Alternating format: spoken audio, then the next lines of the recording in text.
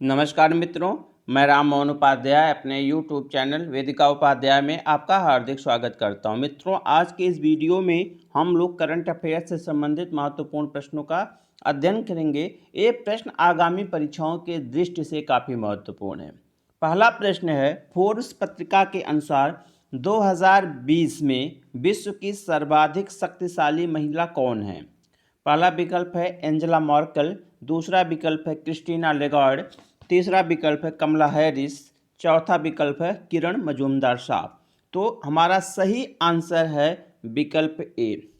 Forbes पत्रिका ने 2020 में विश्व की सबसे शक्तिशाली महिला किसे चुना है? एंजेला मर्केल को। एंजेला मर्केल कौन है? ये जर्मनी की चांसलर है। कहाँ की? ये जर्मनी की चांसलर हैं। ठीक है, जर्मनी की चांसलर हैं और लगातार 10वीं बार फोर्ब्स पत्रिका ने इन्हें विश्व की सर्वाधिक शक्तिशाली महिला चुना है। इसके बाद हमारा विकल्प बी है क्रिस्टीना लेगार्ड। तो क्रिस्टीना लेगार्ड जो वर्तमान में यूरोपीय केंद्रीय बैंक की अध्यक्ष हैं। किसके? यूरोपीय केंद्रीय बैंक की अध्यक्ष हैं। ठीक है, कौन? Christina Lagarde. और ये द्वितीय स्थान पे हैं। क्रिस्टीना लेगार्ड इस सूची में सेकंड पोजीशन पे हैं, द्वितीय स्थान पे हैं। ठीक है, इसके बाद जो है विकल्प सी है कमला हैरिस। तो कमला हैरिस जो है, आप लोगों ने कमला हैरिस का नाम सुना होगा। इनको इस सूची में तीसरा स्थान मिला है। तीसरा स्थान इस सूची में इन्हें प्राप्त हुआ है और यह वर्तमान में संयुक्त राज्य अमेरिका के उपराष्ट्रपति हैं। और यह सूची जो दिसंबर 2020 में जारी की गई है, फोर्ब्स पत्रिका के द्वारा जो है विश्व की सर्वाधिक शक्तिशाली महिलाओं की सूची दिसंबर 2020 में जारी की गई थी। विकल्प डी है किरण मजूमदार शाह। तो किरण मजूमदार शाह जो है, यह एक भारतीय महिला हैं और इन्हें भी जो है क्या नाम है, बायोकॉन का नाम आप लोगों ने सुना होगा। ठीक है, बायोकॉन की जो है CMD हैं, ये CEO CMD हैं और इन्हें जो है उस लिस्ट में 68वां स्थान प्राप्त हुआ है। 68 स्थान पे जो है किरण मजूमदार शाह स्थित है इस सूची में। यह सूची जो है कुल 6 क्षेत्रों में जारी की जाती है। विश्व की सर्वाधिक महिलाओं की जो सूची है फोर्ब्स पत्रिका के द्वारा, वह 6 क्षेत्रों में जारी की जाती है। सबसे पहले वित्त के क्षेत्र में। ठीक है, वित्त के क्षेत्र में। दूसरा है व्यापार के क्षेत्र में। किसके क्षेत्र में? व्यापार के। तीसरा है लाइफ स्टाइल के क्षेत्र में। चौथा है मीडिया। पांचवा है टेक्नोलॉजी और छठा है राजनीति के क्षेत्र में यह पुरस्कार दिया जाता है। ठीक है, यह 6 क्षेत्रों में इन्होंने डिवाइड किया है। अब की बार जो सबसे महत्वपूर्ण चीज़ ये है कि भारत इस जो टॉप 100 में 3 भारतीय महिलाओं को स्थान प्राप्त हुआ है। टॉप 100 में 3 भारतीय महिलाओं को स्थान प्राप्त हुआ है। उनमें से पहला नाम है आपके वित्त मंत्री का। क्या नाम है? निर्मला सीतारमण को जो है आपको 41वां स्थान प्राप्त हुआ है। 41वां स्थान प्राप्त हुआ। इसके बाद जो है दूसरा नाम है रोशनी नादर मल्होत्रा।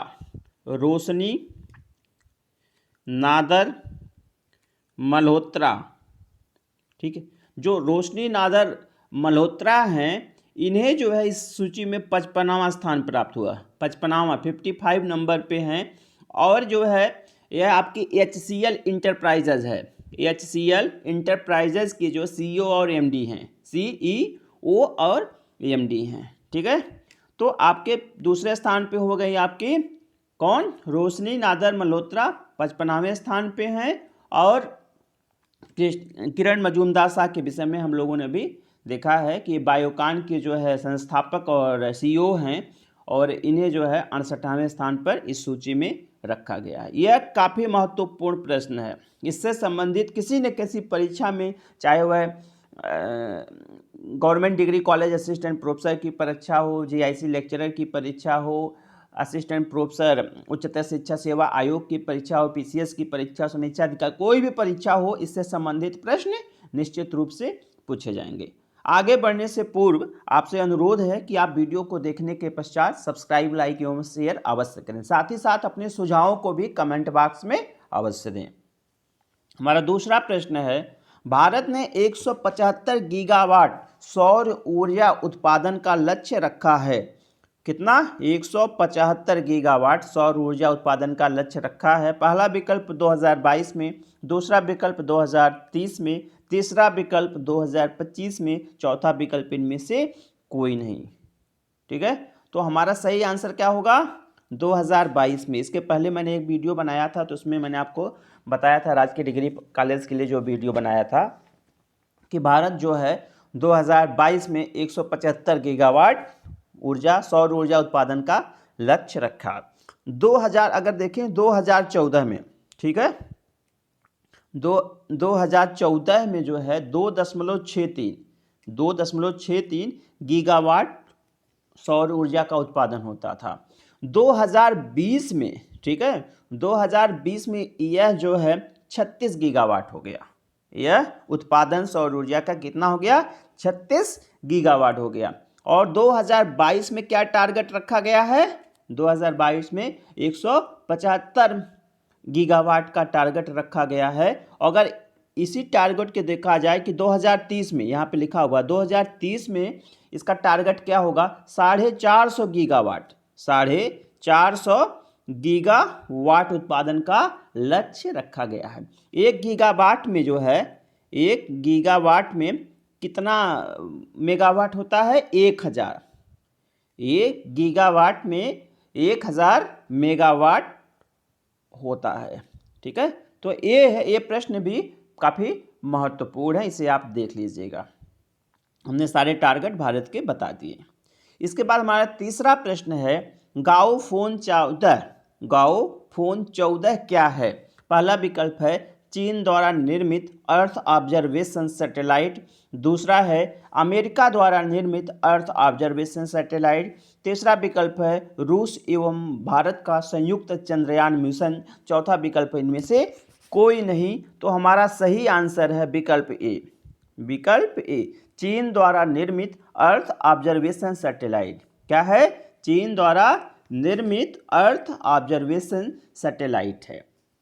इसे जो है चीन ने बनाया है और एक चीन का बड़ा प्रोजेक्ट है। इसके द्वारा जो है चीन जो है दुनिया के किसी भी हिस्से में, इसके द्वारा गाओफोन 14 के द्वारा दुनिया के किसी भी हिस्से में जो है ज़मीनी वस्तुओं के हाई रेजोल्यूशन तस्वीर लेने में सक्षम है। इससे कहा जाता है कि जब इसका परीक्षण चीन ने किया था तो कहा गया था अब चीन जो है पूरे विश्व पे निगरानी कर सकेगा। निगरानी करने का मतलब उसमें यही था कि इसमें जो है इसकी क्षमता इतनी ज़्यादा है कि ये किसी भी पूरे विश्व में कहीं पे भी जो है ज़मीनी वस्तुओं के हाई रेजोल्यूशन तस्वीर लेने में सक्षम है। ठीक ना। इसके बाद हमारा अगला प्रश्न है, आर्टेमिस मिशन संबंधित है। पहला विकल्प है नासा का चंद्रयान मिशन, दूसरा विकल्प है इसरो का चंद्रयान मिशन, तीसरा विकल्प है चीन का चंद्रयान मिशन और चौथा विकल्प है इनमें से कोई नहीं। तो हमारा सही आंसर है विकल्प ए, नासा का चंद्रयान मिशन। आर्टेमिस मिशन क्या है? यह नासा का चंद्रयान मिशन है। ठीक है, इसके द्वारा जो है नासा जो है, ठीक है, यह मतलब एक ऐसा नासा का अंतरिक्ष कार्यक्रम है जिसका लक्ष्य है चांद पर मनुष्यों को भेजना। आर्टेमिस मिशन का लक्ष्य क्या है? चांद पर मनुष्यों को भेजना। किसके द्वारा भेजा जाएगा? नासा के द्वारा भेजा जाएगा। और इसमें टारगेट रहा नासा का कि 18 व्यक्तियों को, कुल 18 व्यक्तियों को या अंतरिक्ष यात्रियों को चंद्रमा की सतह पर उतारना। ठीक ना, यह प्रश्न भी परीक्षा में पूछा जा सकता है, कितने अंतरिक्ष यात्रियों को भेजने की योजना है? तो 18 अंतरिक्ष यात्रियों को चंद्रमा की सतह पर भेजने की योजना है। एक नाम इसमें आता है राजाचारी। ठीक है, राजाचारी जो है इस 18 यात्रियों में से एक यात्री हैं और भारतीय मूल के हैं। यह इसलिए पूछा जा सकता है, राजाचारी का नाम हम लोगों को याद रखना चाहिए कि राजाचारी जो है वहीं पे कार्यरत एक जो है सैन्य ऑफिसर हैं और जो है इन 18 यात्रियों में से एक हैं। ठीक है, तो हमें क्लियर हो गया कि जो आर्टेमिस मिशन है ये क्या है। ठीक है, नासा के विषय में आप लोगों को मालूम ही होगा कि नासा जो है एक अमेरिकन, ठीक है, अमेरिकन एक वैज्ञानिक एक जो है प्रक्षेपण एजेंसी है। इसका पूरा नाम है नासा का national aeronautics and space administration. इसकी स्थापना जो है 29 जुलाई को हुई थी, 29 जुलाई 1958 को हुई थी और यह जो है अमेरिकन अंतरिक्ष कार्यक्रमों की योजना और क्रियान्वित करता है। ठीक है, इसके बाद जो है हम इसमें हमारा विकल्प बी है इसरो का चंद्रयान मिशन। तो इसरो का चंद्रयान मिशन हम लोगों को मालूम है कि इसरो ने कुल 2 चंद्रयान मिशन प्रक्षेपित किए हैं, जो कि आंशिक रूप से सफल भी रहा है और मतलब कुछ ही दूरी पे जो है उसका संपर्क जो है सैटेलाइट से हट गया था। ठीक है, और अति जो है इसने चंद्रमा पर जो है 4 यात्रियों को भी भेजने की योजना बनाई है और 4 यात्रियों को जो है चिन्हित कर लिया गया है और उन्हें रूस में प्रशिक्षण के लिए भेज दिया गया है। ठीक है, तीसरा चंद्रयान मिशन जल्द ही शुरू करने की इसरो की योजना है।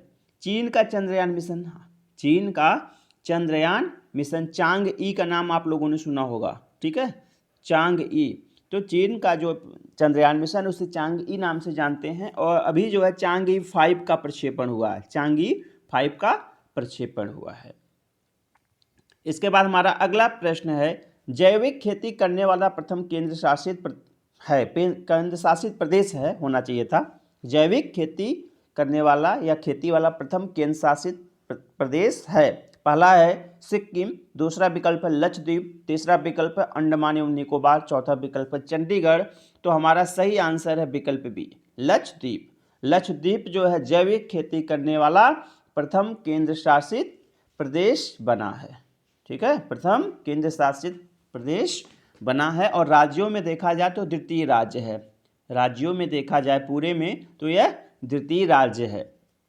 पहला केंद्र शासित, द्वितीय राज्य, क्योंकि जैविक खेती करने वाला पहला राज्य सिक्किम था। जैविक खेती करने वाला पहला राज्य सिक्किम था। जैविक खेती को बढ़ावा देने के लिए जो है यहाँ पे विशेष प्रयास किया जा रहा है। इसके बाद हमारा अगला प्रश्न है, देश की पहली चालक रहित मेट्रो ट्रेन का उद्घाटन किया गया। पहला विकल्प है लखनऊ, दूसरा विकल्प है दिल्ली, तीसरा विकल्प है जयपुर, चौथा विकल्प है कोलकाता। तो हमारा सही आंसर है विकल्प बी, दिल्ली। देश की पहली चालक रहित मेट्रो ट्रेन का उद्घाटन कहाँ पे किया गया? दिल्ली में किया गया। किसके द्वारा किया गया था? प्रधानमंत्री नरेंद्र मोदी के द्वारा इसका उद्घाटन किया गया था। ठीक है, और यह कहाँ से कहाँ तक चलेगी? ठीक है, तो यह जनकपुरी पश्चिम, ठीक है, जनकपुरी पश्चिम से यह कहाँ तक जाएगी? जनकपुरी पश्चिम जो है दिल्ली में है। ठीक है, जनकपुरी पश्चिम दिल्ली में है। वहाँ से बोटेनिकल गार्डन, ठीक है, बोटेनिकल गार्डन ये कहाँ पे है? नोएडा। तो कहाँ? जनकपुरी पश्चिम से बोटेनिकल गार्डन तक जाएगी और कुल दूरी 37 किलोमीटर है। इनके मध्य जो है जनकपुरी पश्चिम और बोटेनिकल गार्डन के मध्य कुल दूरी कितनी है? 37 किलोमीटर है। ठीक है, इसके बाद हमारा अगला प्रश्न है, 2021 में विश्व आर्थिक मंच की बैठक कहाँ की गई? ठीक है, तो पहला विकल्प है अमेरिका, दूसरा विकल्प है सिंगापुर, तीसरा विकल्प है दावोस और चौथा विकल्प है नैरोबी। तो हमारा सही आंसर है विकल्प बी, सिंगापुर। 2021 में जो विश्व आर्थिक मंच की बैठक कहाँ आयोजित की गई थी? सिंगापुर में की गई थी। और 25 से 28 यहाँ पे जो है की गई थी नहीं, यहाँ पे इसका आयोजन किया जाएगा। इसका आयोजन किया जाएगा। विश्व आर्थिक मंच की बैठक का आयोजन एक्चुअली जनवरी में होना था और कहाँ पे होना था? पहले दावोस में होना था। पहले यह दावोस में होना था, लेकिन बाद में जो है इसे बदल कर आपको इस सिंगापुर में, ठीक है। तो विश्व आर्थिक मंच की बैठक कहाँ होगी? सिंगापुर में होगी और 25 से 28 मई के बीच होगी। 25 से 28 मई के बीच होगी। इसके बाद हमारा अगला प्रश्न है, भारत में प्रत्यक्ष विदेशी निवेश का सबसे बड़ा स्रोत है, मतलब सबसे ज़्यादा जो है किस देश के द्वारा भारत में प्रत्यक्ष विदेशी निवेश किया जाता है? पहला विकल्प है सिंगापुर, दूसरा विकल्प है अमेरिका, तीसरा विकल्प है केमन द्वीप समूह, चौथा विकल्प है मॉरिशस। तो हमारा सही आंसर है विकल्प ए। विकल्प ए, भारत में प्रत्यक्ष विदेशी निवेश का सबसे बड़ा स्रोत कौन सा है? सिंगापुर है, ठीक है। और हाँ, सिंगापुर है और द्वितीय स्थान पे विकल्प भी अमेरिका है। द्वितीय स्थान पे विकल्प भी अमेरिका है। और इसके पूर्व जो है द्वितीय स्थान पे मॉरिशस रहता था, मॉरिशस, लेकिन अब की बार जो है मॉरिशस चौथे स्थान पे चला गया। तो पहले स्थान पे सिंगापुर, दूसरे स्थान पे अमेरिका और तीसरे स्थान पे जो है विकल्प सी केमन द्वीप समूह। केमन द्वीप समूह जो है यह तीसरे स्थान पे प्रत्यक्ष विदेशी निवेश के अनुसार तीसरे स्थान पे है और चौथे स्थान पे आपका मॉरिशस है। इसके बाद अगला प्रश्न है, निम्नलिखित में कौन सही सुमेलित नहीं है? पहला विकल्प है उत्तराखंड, इसमें है कौन उच्च न्यायालय है और वहाँ के मुख्य न्यायाधीश कौन कौन हैं? तो उत्तराखंड उच्च न्यायालय, यहाँ के जो मुख्य न्यायाधीश हैं न्यायमूर्ति RS चौहान, यह सही है। उत्तराखंड उच्च न्यायालय के न्यायमूर्ति कौन है? RS चौहान है। इसके बाद विकल्प बी है मध्य प्रदेश उच्च न्यायालय। तो मध्य प्रदेश उच्च न्यायालय के मुख्य न्यायाधीश कौन है? न्यायमूर्ति मोहम्मद रफीक, यह भी सही है। तीसरा विकल्प है सिक्किम उच्च न्यायालय, यहाँ के न्यायमूर्ति हैं JK माहेश्वरी, यह विकल्प भी सही है। हमारा विकल्प डी है आंध्र प्रदेश उच्च न्यायालय और यहाँ के न्यायाधीश हैं हिमा कोहली, यह कथन गलत है। हिमा कोहली आंध्र प्रदेश उच्च न्यायालय की मुख्य न्यायाधीश न होकर कहाँ की हैं? तेलंगाना की हैं, ये तेलंगाना की हैं। और आंध्र प्रदेश उच्च न्यायालय के मुख्य न्यायाधीश अरूप कुमार गोस्वामी हैं, अरूप कुमार गोस्वामी, ठीक है। तो यह चूँकि भी जल्दी ही मुख्य न्यायाधीशों की नियुक्ति कुछ राज्यों में हुई है, इसलिए परीक्षा के दृष्टि से महत्वपूर्ण है। इसके बाद हमारा अगला प्रश्न है, अमेरिका के सर्वोच्च सैन्य पुरस्कार लीजन ऑफ मेरिट, ध्यान दीजिएगा, अमेरिका के सर्वोच्च सैन्य पुरस्कार लीजन ऑफ मेरिट से सम्मानित भारतीय कौन है? पहला विकल्प नरेंद्र मोदी, दूसरा विकल्प राजनाथ सिंह, तीसरा विकल्प रामनाथ कोविंद, चौथा विकल्प इनमें से कोई नहीं। तो हमारा सही आंसर विकल्प ए नरेंद्र मोदी। कौन है? नरेंद्र मोदी को अमेरिका के सर्वोच्च सैन्य पुरस्कार लीजन ऑफ मेरिट से सम्मानित किया गया है। हमारा अगला प्रश्न है, विजय दिवस मनाया जाता है, विजय दिवस मनाया जाता है, पहला विकल्प है 16 सितंबर, दूसरा विकल्प है 16 दिसंबर, तीसरा विकल्प है 23 दिसंबर, चौथा विकल्प है 22 दिसंबर। तो हमारा सही आंसर है विकल्प बी, विकल्प बी 16 दिसंबर। विजय दिवस कब मनाया जाता है? 16 दिसंबर को मनाया जाता है। और विजय दिवस मनाए जाने का क्या कारण है, किस लिए या किस उपलक्ष्य में विजय दिवस मनाया जाता है? तो 1971 में जो भारत पाकिस्तान का युद्ध हुआ था, तो उस युद्ध में भारत की विजय हुई थी। तो 16 दिसंबर को चूंकि विजय हुई थी, पाकिस्तानी सेना ने आत्मसमर्पण कर दिया था, इसीलिए 16 दिसंबर को किस दिवस के रूप में मनाया जाता है? विजय दिवस के रूप में मनाया जाता है। पहला विकल्प है 16 सितंबर। 16 सितंबर आप लोगों को मालूम होगा विश्व ओजोन दिवस के रूप में मनाया जाता है, विश्व ओजोन दिवस के रूप में मनाया जाता है। 16 दिसंबर हो गया। 23 दिसंबर को कृषक दिवस, राष्ट्रीय कृषक दिवस के रूप में मनाया जाता है। चौधरी चरण सिंह का जन्म दिवस मनाया जाता है। 22 दिसंबर को गणित दिवस, राष्ट्रीय गणित दिवस मनाया जाता है। और श्री रामानुजम के जन्म दिवस के उपलक्ष्य में, ठीक है। तो चारों तिथियों को मैंने आपको बता दिया। इसके बाद जो है हमारा अगला प्रश्न है, time magazine kid of the year 2020 प्रदान किया गया है। Time magazine kid of the year पुरस्कार 2020 प्रदान किया है? पहला विकल्प है ग्रेटा थुनबर्ग, दूसरा विकल्प है गीतांजलि राव, तीसरा विकल्प है सृष्टि गोस्वामी, चौथा विकल्प है इनमें से कोई नहीं। तो सही आंसर है विकल्प बी। सही आंसर है विकल्प बी, गीतांजलि राव। गीतांजलि राव को जो है time magazine kid of the year पुरस्कार से सम्मानित किया गया है। यह भारतीय मूल की अमेरिकी बालिका हैं और 16 साल की उम्र में ही इन्होंने विज्ञान वैज्ञानिक क्षेत्र में काफ़ी वर्क किया है, इसलिए जो है इन्हें time magazine kid of the year से सम्मानित किया। इन्हें अमेरिका के एक यंग साइंटिस्ट पुरस्कार होता है, यंग साइंटिस्ट पुरस्कार, तो इन्होंने इन्हीं को मिला था। गीतांजलि राव को यंग साइंटिस्ट पुरस्कार से भी सम्मानित किया जा चुका है अमेरिका के द्वारा। और यह प्रथम संस्करण time magazine kid of the year पुरस्कार अभी इसके पहले नहीं दिया जाता था, तो यह पुरस्कार जो है पहली बार दिया जा रहा है। यह पुरस्कार पहली बार दिया जा रहा है।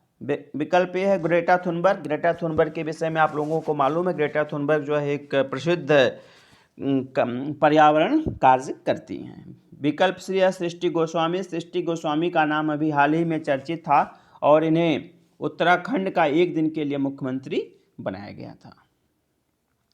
इसके बाद हमारा अगला प्रश्न है, नासा ने किस क्षुद्र ग्रह पर पहली बार किसी यान को उतारा है? नासा ने किस क्षुद्र ग्रह पर पहली बार किसी यान को उतारा है? तो पहला विकल्प है बेनू, दूसरा विकल्प है सीरीज, तीसरा विकल्प ए एवं बी दोनों, चौथा विकल्प इनमें से कोई नहीं। तो हमारा सही आंसर है विकल्प ए बेनू। नासा ने किस क्षुद्र ग्रह पर किसी यान को उतारा है? बेनू नामक क्षुद्र ग्रह पर पहली बार किसी यान को उतारा है। और जो जिस यान को उतारा गया उसका क्या नाम है? उसका नाम है ओसिरिस। ओसिरिस, ठीक है, ओसिरिस रेक्स। ओसिरिस रेक्स नामक जो है यह यान था और बेनू नामक क्षुद्र ग्रह का अध्ययन करने के लिए इसे वहाँ पे भेजा गया है। ठीक है, और क्षुद्र ग्रह क्या होते हैं? क्षुद्र ग्रह कहाँ पाए जाते हैं? यह मंगल और बृहस्पति के बीच में, मंगल एवं बृहस्पति ग्रहों के बीच में क्षुद्र ग्रह पाए जाते हैं। ठीक है, तो पहली बार किसी क्षुद्र ग्रह पर नासा ने एक यान ओसिरिस एक्स नामक यान को उतारा है। यह दिसंबर की ही घटना, मुझे लगता है 20 दिसंबर 2020 की घटना है। सीरीज जो है सबसे बड़ा क्षुद्र ग्रह है। सीरीज जो है सबसे बड़ा क्षुद्र ग्रह है। तो हमारा सही आंसर है विकल्प बेनू। इसके बाद हमारा अगला प्रश्न है, रविंद्रनाथ टैगोर साहित्य पुरस्कार 2020 प्रदान किया गया। पहला विकल्प राणा दास गुप्ता, दूसरा विकल्प राजकमल झा, तीसरा विकल्प अंजलि गुप्ता, चौथा विकल्प इनमें से कोई नहीं। तो हमारा सही आंसर है विकल्प बी राजकमल झा। रविंद्रनाथ टैगोर साहित्य पुरस्कार 2020 किसे प्रदान किया गया है? राजकमल झा को यह पुरस्कार प्रदान किया है। यह इंडियन एक्सप्रेस जो पत्र है, वो समाचार पत्र है, इंडियन एक्सप्रेस के प्रधान संपादक हैं। किसके? इंडियन एक्सप्रेस के प्रधान संपादक हैं। और इन्हें जो है द सिटी एंड द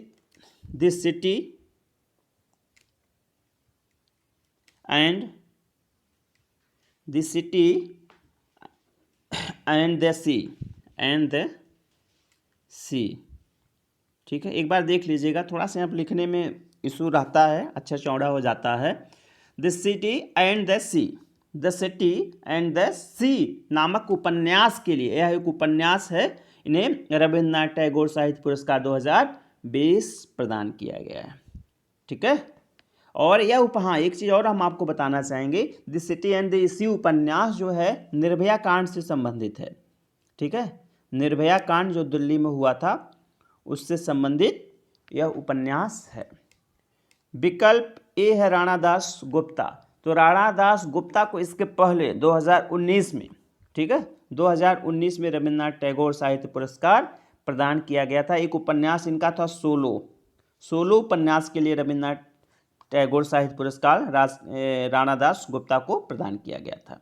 इसके बाद हमारा 15वां एवं अंतिम प्रश्न है, अंतर्राष्ट्रीय महिला दिवस 2021 की थीम है।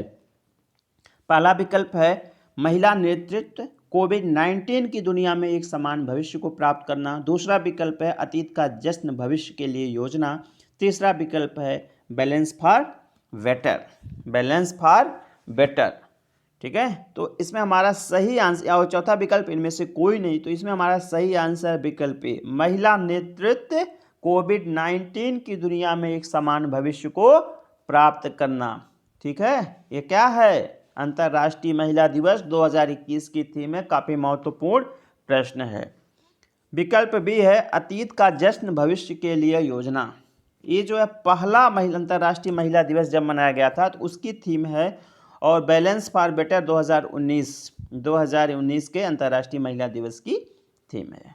तो मित्रों, इस वीडियो में मैंने कुल 15 करंट अफेयर्स के प्रश्नों को रखा था, जो कि काफ़ी महत्वपूर्ण प्रश्न हैं और आपकी जो भी आगामी परीक्षाएं हैं उनके लिए काफ़ी महत्वपूर्ण हैं। तो इस वीडियो को आप लोग अधिक से अधिक शेयर करें। आप लोगों को सुनने के लिए बहुत बहुत धन्यवाद। नमस्कार।